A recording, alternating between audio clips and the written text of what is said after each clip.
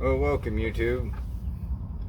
I guess I could say welcome to well, if it can be messed up, it's messed up.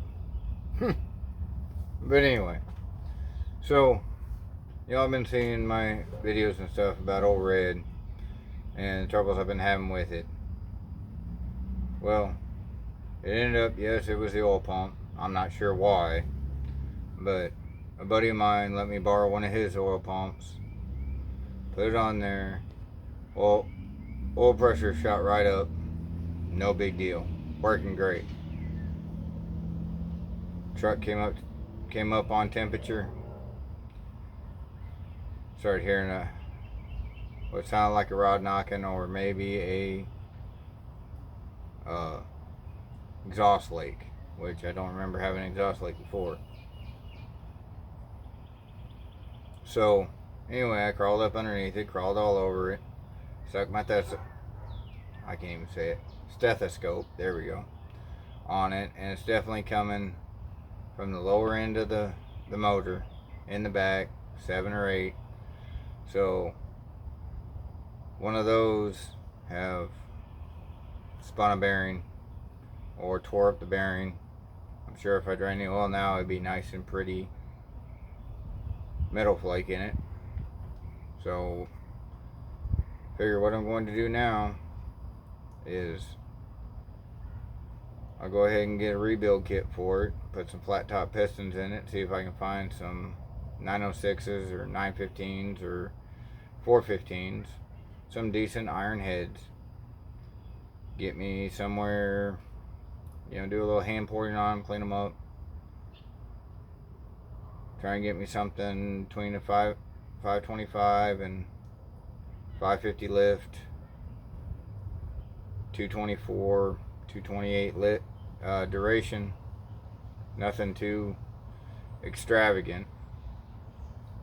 I got the intake for it. Nice Edelbrock. I think it's an RPM air gap, or it's not an air gap because it's a big block, but it's an RPM intake for it, and slap her back together. Figure it should be good for 470, 500 horse. That's all I really want anyway.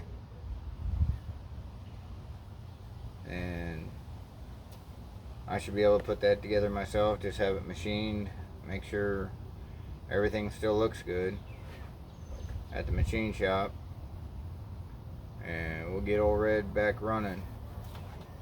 Dang, those things are trying to eat me alive out here. But that's where we're at. Ole Red's hurt. Can't drive it. I gotta take Mighty Mouse down to the exhaust shop tomorrow and get the exhaust fixed on it, so I can drive it for a little while. Don't really want to like daily drive that truck, but it is what it is. So now that I know what's wrong with Ole Red, I know how to fix it. I just gotta wait on some money for parts. If you want to donate parts, I'd be happy to take them. No big deal. I'd appreciate it. But for real, I just gotta wait on some paychecks and get some money rolling again, and get Ole Red running. Hopefully that shouldn't take too long. I don't have to do too much to Copperhead. Pretty much just put it together. I got all the parts already for it. I just need to get it put together. But things like Red and stuff have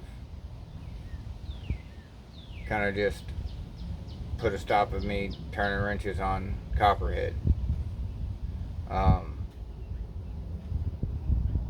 That's about it for the update on the channel. And I know some people made some comments about, oh, it's a Mopar channel and you got a Ford on it. I love my Mopars, but I love hot rods and engines more. So if you're not here for the Ford content, there's going to be some of it. There won't be a whole lot, but there'll be some of it. If you like the Ford content, or you know somebody that does, shoot them over to my channel. I'll be learning with you guys, because I didn't mess with Fords a lot, and that's one of the reasons why I don't mind that it's a little messed up, because that means I get to learn something new, and you should always learn something new every day. So anyway, y'all take it easy, and I'll see you around.